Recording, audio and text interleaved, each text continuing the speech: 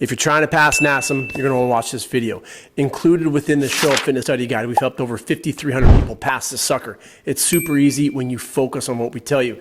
In today's call, Simone reviews heart anatomy and everything BMI. If you like the entire video, email info@showupfitness.com. We will send it to you for free so you can get through this and focus on gaining hands-on experience, get hired at the best gyms, and get certified for life. And that's exactly what Show Up Fitness helps you with. It's all about showing up. So yeah, we got the 3 muscle types, and one of them is the cardiac muscle, which is our heart. Our heart has 4 chambers. We have 2 atria and 2 ventricles. The way you can remember where the ventricle versus the atria is, you see the heart is kind of shaped like a V on the bottom.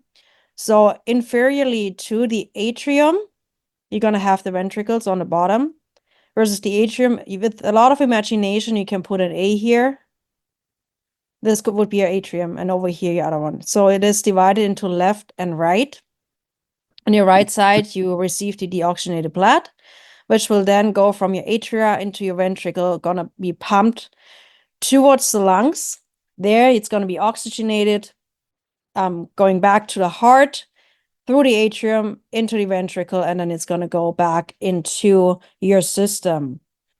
So the circulation pathways, there's 2 different ones, and these are some words that you might see: pulmonary circulation and systemic circulation.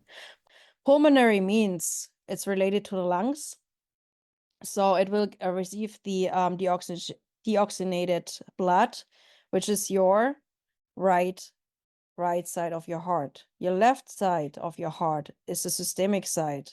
Okay, so it will basically push the blood back into your system. Just a little hints here how you can try to recognize those words a little bit more. Let's go towards the vessels. What type of vessels do we have in our body?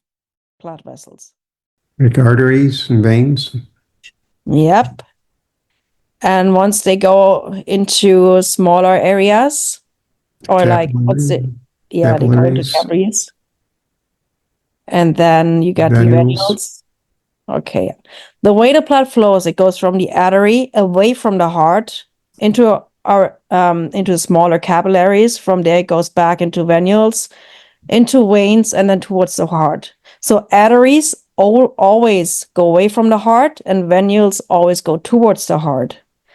So now, if you look at the heart itself, you would assume that arteries always carry oxygenated blood, and you would assume that veins always carry deoxygenated blood, right? Towards the heart and away from the heart.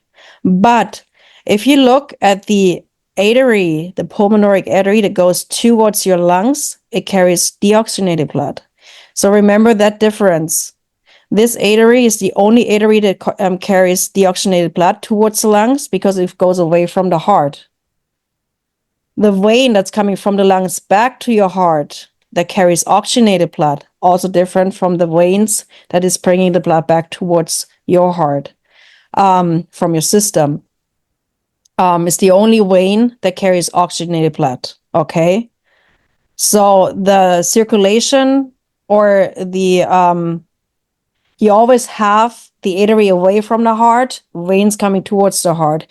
Just think about what circulation aspect you're in. Are you going to the lungs or away from the lungs? Or are you coming from your body?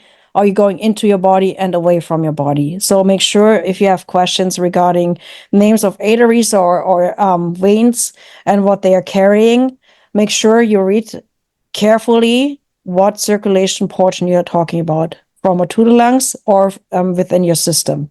Okay? Any questions here? All right, let's hop a little bit into vocabulary within our assessments. Let's start with the BMI. BMI stands for Body Mass Index. It is basically a statistical measurement that's derived from the from the weight relative to the height.